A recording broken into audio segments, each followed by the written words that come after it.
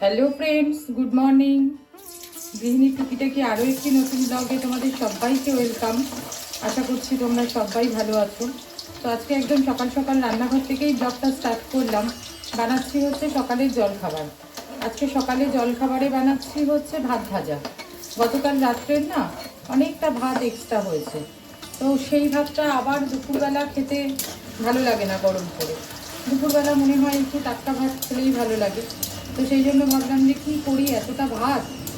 তা সেই জন্য সকালবেলা ভাত ভাজা করে ফেলছি, তাহলে আমার ভাতটাও শেষ হয়ে যাবে আর সকালের জলখাবারের পর্বটাও মিটে যাবে।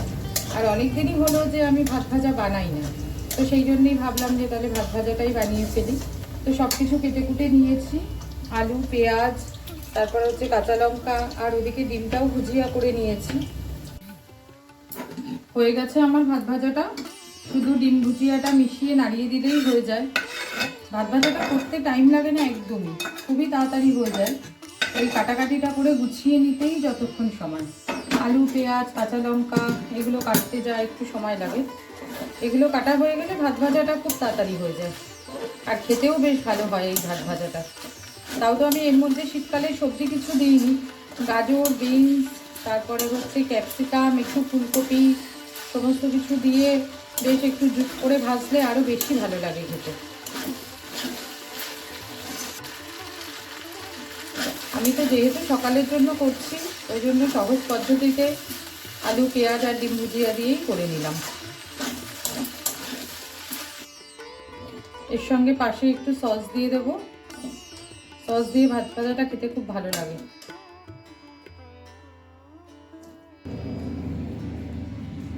জলখাবারটা খেয়ে চলে এসেছি, এবারে রান্নাটা শুরু করব।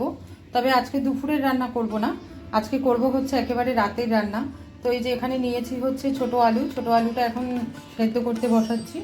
আজকে রাত্রিবেলা একটু ছোট আলুর দম করব, আর করব হচ্ছে লুচি। আলুগুলো সব সেদ্ধ করা হয়ে গেছে, খোসা ছাড়িয়ে নিয়েছি। এই ছোট আলু সেদ্ধ করে খোসা ছাড়াতে না অনেকক্ষণ সময় লেগে যায়। আর কয়েকটা আলু বড় বড় রয়েছে, সেগুলো একটু মধ্যখান থেকে কেটে দেবো।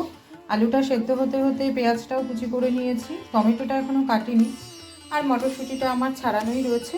এবারে রান্নাটা শুরু করব। জিরে ফোড়ন দিয়ে পেঁয়াজ কুচিগুলো সব দিয়ে দিলাম। পেঁয়াজ কুচিটা একটু ভাজা করে নিয়ে টমেটো কুচিটা দেবো। দিয়ে দিলাম টমেটো কুচিটা। টমেটো কুচিটা একটু বেশি করেই দিলাম, আলুর দমে একটু টমেটোটা বেশি দিলেই ভালো লাগে। আর টমেটোটার সাথে সাথেই দিয়ে দেবো মটরশুঁটিটা, কারণ মটরশুঁটিটা বেশি পরে দিলে না মটরশুঁটিটা শক্ত থাকে, ভালো করে নরম হয়ে সেদ্ধ হয় না। মটরশুঁটিটা বেশ অনেক দিনই ফ্রিজে ছাড়ানো রয়েছে, যার জন্য মটরশুঁটিটার পুরো কল বেরিয়ে গেছে।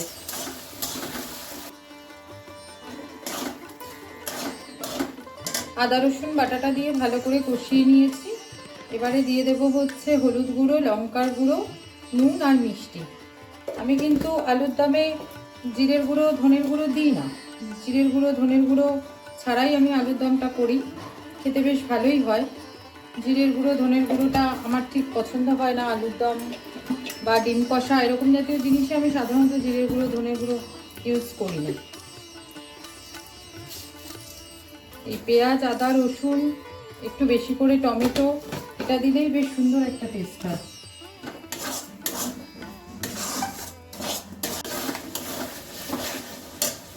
সেদ্ধ করে রাখা আলুটাও এবারে দিয়ে দিলাম।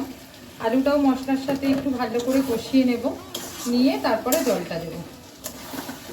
একদমই সামান্য জল দেবো, যেহেতু আলুর দমটা একটু গামাখা গামাখা হবে।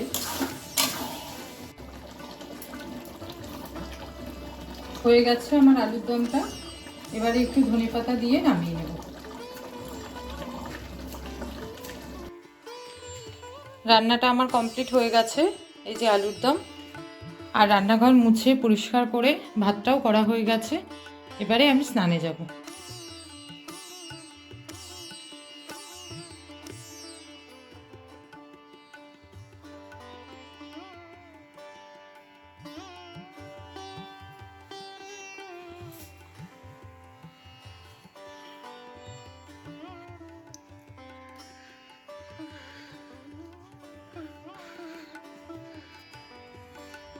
সন্ধে দিয়ে চা খেয়ে রান্নাঘরের আর আমার যেটুকু টুকিটাকি কাজ থাকে সন্ধেবেলার সেগুলো সমস্ত কমপ্লিট করে এবারে হচ্ছে রাতের লুচির জন্য ময়দাটা মেখে নেব। হয়ে গেছে আমার ময়দাটা মাখা থাকলেও নিশ্চিন্ত। এবারে খাওয়ার আগে লুচিটা ভাজবো। চলে এসেছি রান্নাঘরে, রাতের জন্য লুচিটা ভেজে নেব। এবারে তেলটা গরমে বসিয়ে দিয়েছি, আর লুচিগুলো তেলটা গরম হতে হতে যে কটা হয় বেলে নিচ্ছি।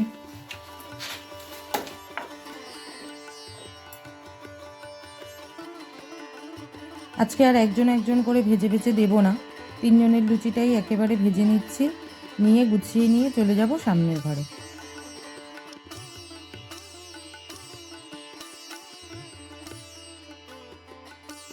আজকে জলখাবারের বিশেষ ঝামেলা নেই, সেই জন্য একবারে দুপুরে রান্নাটাই শুরু করব। আর ঠান্ডাটা কিন্তু বেশ ভালোই পড়ে গেছে, আর আমার যেহেতু শীতকাল একদমই পছন্দ নয়, তো সেই জন্য ঠান্ডা পড়লে আমার একদম ভালো লাগে না। মনে হয় যেন কাজকর্ম এগোচ্ছে না, হাত পা জড়ো করে রোদ্দুরেই বসে থাকি। কিন্তু তা বললে তো আর চলবে না, কাজকর্ম তো সব সামলাতেই হবে, করতেই হবে।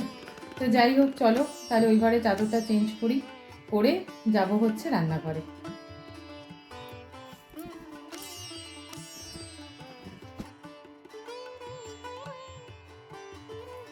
হয়ে গেছে বিছানার চাদরটা চেঞ্জ করার সাথে সাথে খাটের পাশটাশগুলোও একটু পরিষ্কার করে নিলাম, কারণ এই চাদর চেঞ্জ করার দিন ছাড়া আর আলাদা করে ওগুলো করা হয় না। চলে এসেছি রান্নাঘরে, এখানে মুগ ডাল সেদ্ধ করতে বসিয়েছি। আজকে একটু মুগ ডাল করব, আর এখানে করব হচ্ছে ইলিশ মাছের মাথা দিয়ে বাঁধাকপি। তো তার জন্য মানে বাঁধাকপির জন্য একটা ভাজা মশলা ভাজতে বসিয়েছি। ডালটা সেদ্ধ হতে হতে আমি আমার সকালের জন্য খাবারটা নিয়ে চলে এসেছি। তোমাদেরকে আগেই বললাম যে আজকে আর ব্রেকফাস্টে খুব একটা ঝামেলা নেই, মানে করিনি। রোজই ওই রুটি তরকারি করতে ইচ্ছাও করে না, ভালোও লাগে না, তো সেই জন্য আজকে একদম শর্টকাট ব্রেকফাস্ট। তো চাটা যদিও আমি করিনি, চাটা যদিও আমাকে আমার ছেলে করে দিয়েছে। এই জানলাটার ওপরটায় না খুব সুন্দর রোদ্দুর আসে, তো সেই জন্য ভাবলাম এখানটায় বসেই তাহলে চা আর কেকটা খেয়ে তারপরে যাই রান্নাঘরে। আর দেখো এই জলের বোতলগুলোকে আমার বর এখানটায় রোদ্দুরে দিয়েছে, বেশ সুন্দর রোদ্দুর আসে, তো এখানটায় জলের বোতলগুলোও বেশ ঈষদুষ্ণ গরম হয়ে যায়। চা আর কেকটা খেয়ে এসে ডালটা ফোড়ন দিয়ে দিয়েছি, ডালটা হয়েও গেছে, নামিয়ে নেব।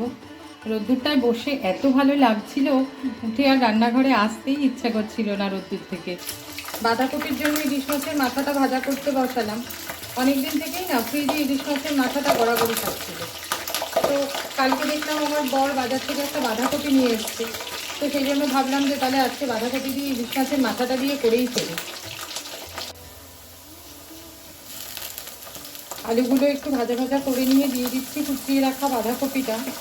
বাঁধাকপিটা না একদম টাটকা বাঁধাকপি, যার জন্য বাঁধাকপিটা আর আজকে ভাপ দিইনি, একবারেই বসিয়ে দিচ্ছি। আর বাঁধাকপিটা আমি গতকাল রাত্রেই কেটে রেখেছিলাম, যাতে সকালবেলা একটু সুবিধা হয়, কারণ এই সমস্ত সবজি কাটতে গেলে না বেশ একটু সময়ের দরকার হয়। তো সকালবেলা সত্যি কথা সময়টা যতটা বাঁচানো যায় ততটাই ভালো, তো সেই জন্য রাত্রিবেলা বাঁধাকপিটা কেটে রেখেছিলাম। টমেটো, কড়াইশুঁটি, নুন, হলুদ, মিষ্টি, কাঁচা লঙ্কা সব কিছু দিয়ে দিয়েছি। আর এবারে ভেজে রাখা মাছের মাথাটা দিয়ে দিলাম, আর মাছের মাথাটা অল্প একটু ভেঙে ভেঙে দেব।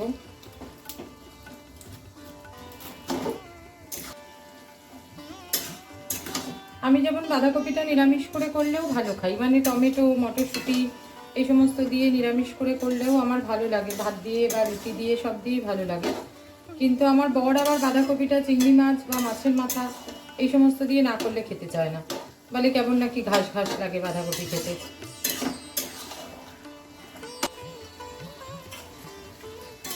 মাছের মাথাটা দিয়ে বেশ ভালো করে মিশিয়ে নেওয়ার পরে এবারে আমি দিয়ে দিচ্ছি হচ্ছে ভেজে রাখা গুঁড়ো মশলাটা।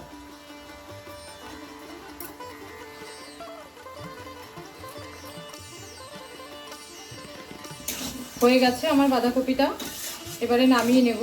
ওদিকে ভাতটাও বসিয়ে দিয়েছি, আর শুধু বেগুন ভাজাটা করলেই আমার হয়ে যায়। রান্নাটা আমার হয়ে গেছে কমপ্লিট। এই যে ডাল, আর এই হচ্ছে বাঁধাকপি, আর এই বেগুন ভাজা, ভাতও হয়ে গেছে, গ্যাস মুছে পরিষ্কার করা সমস্ত কিছু হয়ে গেছে। এবারে আমার আর কয়েকটা টুকিটাকি কাজ আছে, সেগুলো সারবো। স্নান পুজো সমস্ত কিছু কমপ্লিট করে আমার আর আমার ছেলের দুজনের ভাত গুছিয়ে নিয়ে চলে এসেছি রান্নাঘরে। আর সন্ধেবেলার আমার যা যা কাজকর্ম থাকে সেগুলোই সারবো। এখন এই যে বোতলগুলো সমস্ত ফাঁকা, জলের বোতলগুলো, সেগুলো সবার আগে ভরবো, তারপরে চালটা ধুয়ে ভেজাবো।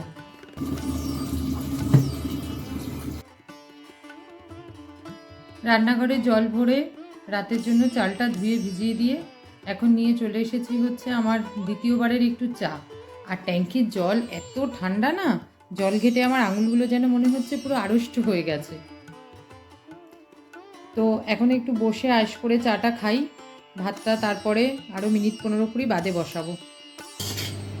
চলে এসেছি রান্নাঘরে, আর এখন দিয়ে দিচ্ছি হচ্ছে রাতের খাবারটা।